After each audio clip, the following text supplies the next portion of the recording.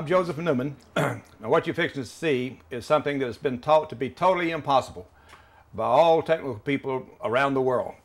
Because what you're going to see is that we're going to run Big Eureka. We're going to hook it to these batteries.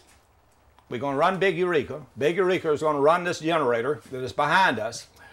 And it weighs 500 pounds. And it's going to be recharging these batteries while we do this. Now there was a gentleman who came in here who's a friend of Jed's, named Rick Boggs, who's put in air conditioners and etc. all his life on big motors and etc. Well, he saw this little white motor right here sitting on this thing, and immediately without me saying a word, he came over and picked it up and he said, "This motor right here is highly efficient. It is highly efficient." He said, "I've used them. They're highly efficient. Now you get them from Granger." Now we're going to run, it made me realize, well, this is a good way to run a test. And let me ask everybody out there, you see how small this motor is? We're going to take one of these batteries out of this line and hook it to this little tiny motor right here and let it run. Now we have all of these batteries, the rest of these, we have 10 batteries. We're going to remove one of them and leave 9 that we're going to run Big Eureka with. But these batteries are in series, and when you put batteries in series, the current is equivalent to what's in one battery. Big Eureka is going to make this motor look totally ridiculous, totally opposite of what that gentleman said when he picked it up and how efficient this motor was. Because it has no load on it. We have that generator that has a load on it that we're going to be recharging these batteries while we run Big Eureka. All right, we're going to hook up this little one now. Now we've been running that one. That has no load on it. If it was pumping out water, it'd be drawing 10 amps.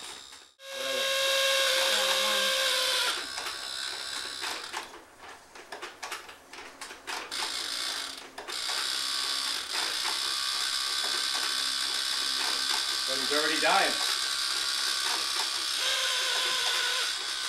Yeah, as it slows down, you'll hear that. We're going to have to baby this thing, I can tell. It's still running, because I can hear it. This battery will probably get hot by the time the hour is over. These batteries will be cool. Now you can watch the speed of that and see that it basically doesn't change. It just keeps right on trucking. And this motor is smoking. It's not just hot, there's smoke coming out of it. All right, so we're going to stop it. That has been running now for 51 minutes. It's been running for 51 minutes. We're going to let this motor, our motor, keep running. All right, now I'll check this battery voltage real quick. So then it's just this motor that was causing the smoke. That's correct. Okay. Bad motor. All right, somebody call out this when I hit this battery. You see that on your camera, Jim? I can see it, yes. Okay. What's our voltage on that battery? 11.4. And it started at 11.8, right? Yep. I took a little edger, and we're going to put that edger where it runs this generator when it was just covered with black tape. I've added 20% more material to that generator since I ran that generator with an edger. And it ran Big Eureka at a high rate of speed.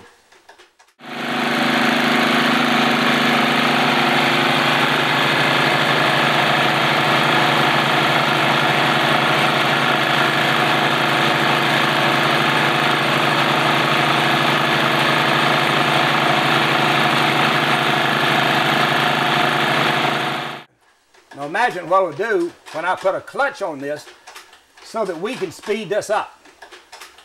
As this runs, I'll take the batteries out, but I'll keep stepping up the voltage. As this thing gets to running, and it'll slowly pick up speed, and it'll slowly accelerate this mass, because this mass is 1,650 pounds. What you can't do is make it dig out at a high rate of speed, because you got to pay for that torque when you do. It's like stepping on a gas radiator on your car. This is going to change your world if you're smart enough to know the power brokers do not want you to wake up.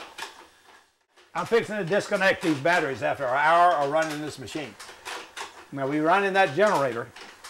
Now we're going to see this motor discharge the battery 0.4 of a volt. During that hour's time, the motor was so hot you couldn't hardly touch it.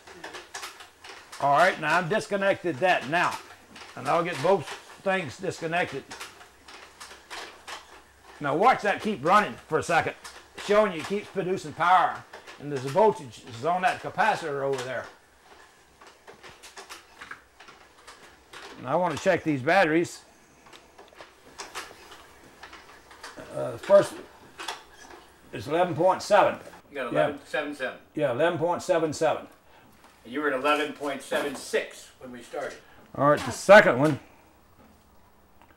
is 12 volts. We had nothing at 12 volts earlier. Huh.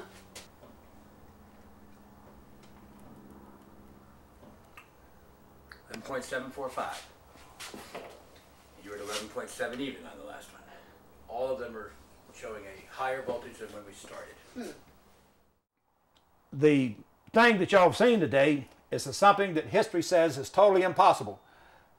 That you can run a machine under load, running a generator, and that generator is going to recharge these batteries at the same time it runs this machine. That's thought to be totally impossible. We're summing up what we did on that test. We had perpetual motion, so you'll understand it. Now we took the first battery and we ran that little white motor, and it fell really 5/10, in that length of time. Now I'm gonna draw an arrow over here. I put it in red because it means we're losing money. That's why I put it in red. Now I'm gonna show what it was when we finished. It was 11.4. Now when we started though, it was way over here at 11.81. That's where we started, 11.81. We didn't even get to an hour. We got to 159 and it started smoking and we disconnected it.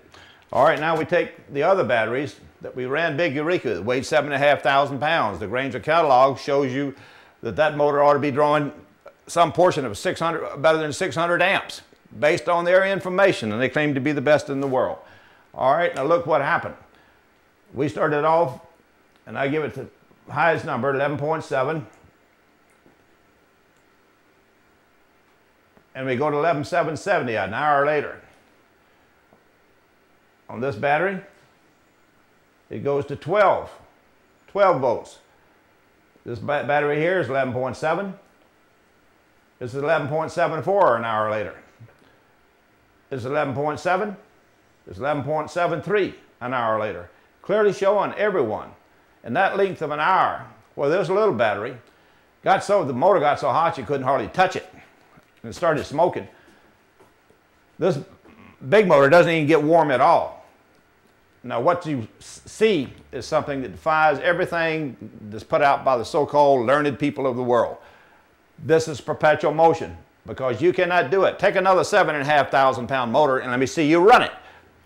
Off of that and the battery voltage will not fall, it'll rise. Now what you're seeing here, if you look at this, you got a chart made by Dr. Swimmer. This shows you something that you won't see on any graph on electrical motors of conventional motor. But look at this, it rises. All these turns has never been seen before on the conventional electrical motor. It's always linear in a straight line. This is perpetual motion, and we will make it change this world. Thank you.